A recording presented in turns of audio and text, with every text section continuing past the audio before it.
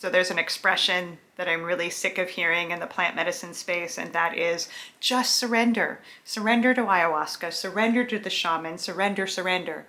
And I get that. On the one hand, we are very resistant creatures, we humans. And when we fight with the energy inside of us, we are fighting with ourselves. So when ayahuasca comes in guns blazing, it does no good to fight because she's always going to win. But there are a lot of scenarios where I am a big champion of the fight.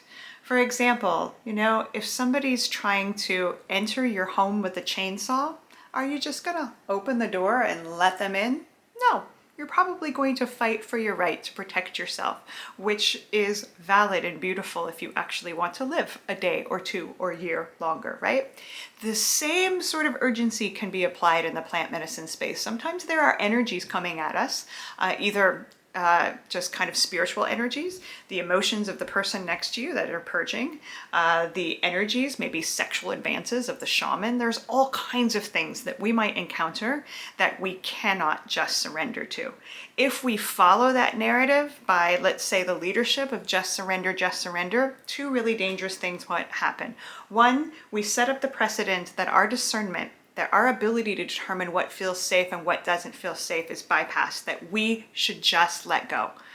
Again, if somebody's intentionally trying to abuse us, is that the narrative that we want to hold as sacred? Just surrender, just surrender. If it is beautiful, if you're that connected to the source, to the void, and you're ready to be a void thirster, well then fantastic, but most of us are not there. And by setting up that dynamic, it allows for a heck of a lot of abuse. And the second thing that's dangerous is it pushes us against honoring our own intuition. And medicines like ayahuasca, this is one of their superpowers. She loves when we own what is true for us. She teaches us to be protective of our own energy. The world is a dangerous place. If we just allow anything and everything in, it is a very chaotic and very painful way to walk in this world.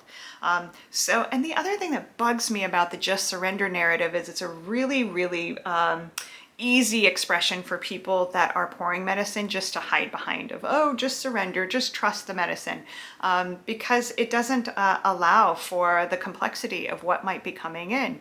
And it's just a thing that people hide behind instead of really getting personal with the people and what they're working with, of like, well, what is the energy that you're surrendering to? If it's your own mind, if it's the medicine, well, then let go, right? As best we can. But when we push that narrative too, what we end up doing is shaming each other for not being able to surrender. I don't know how many times I've been in that portal where I know that surrender would feel a lot better, but I don't know how. It's just not there sometimes. And so what ayahuasca has taught me to do is honor the part of me that's fighting. Wow, you're really powerful up there. Yeah, way to go, resistor. Like, it's okay. We don't have to shame ourselves for not being perfect at something as esoteric and powerful as surrender. So, you know what? Your best is good enough. And don't let people shame you into feeling that because you weren't able to perfectly surrender, you did the wrong thing. Maybe you were fighting against an energy that wanted to cause harm and you just didn't feel like learning that way. That's beautiful. Honor that.